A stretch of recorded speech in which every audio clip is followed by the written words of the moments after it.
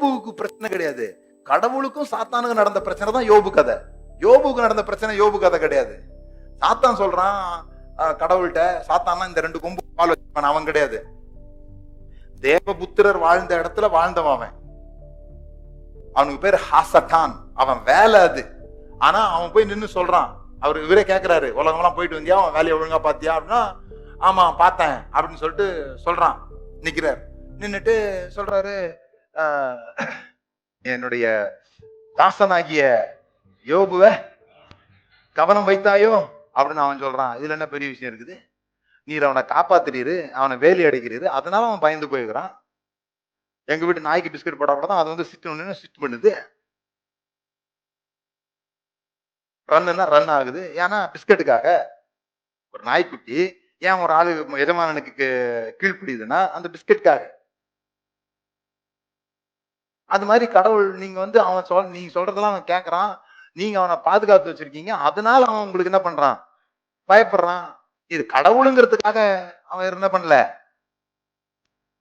ஆராதிக்கல.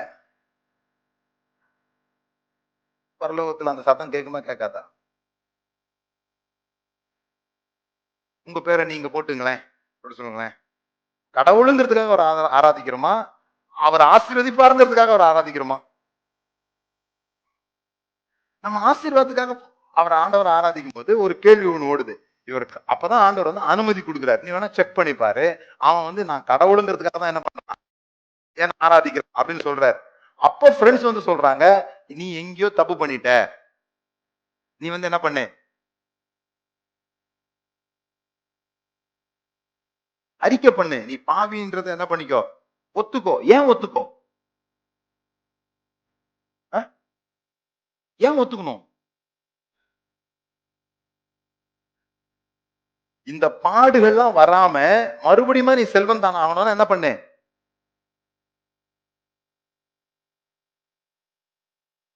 மனைவி வந்து சொல்றாங்க, என்ன சொல்றாங்க, தூஷித்து ஜீவனை விடிய, இவ்வளவு நீ ஒழுங்கா இருந்தவன் ஆசீர்வதிக்காத ஒரு கடவுள் கடவுளா?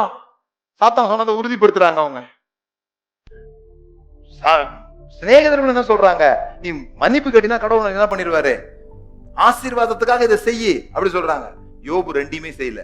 அவன் சொல்றான், என் நீதி எனக்கு தெரியும், நான் தப்பு பண்ணலன்ட்டு, என் நீதியை நான் உறுதியா பற்றி இருப்பேன். அதுதான் யோபு கதை.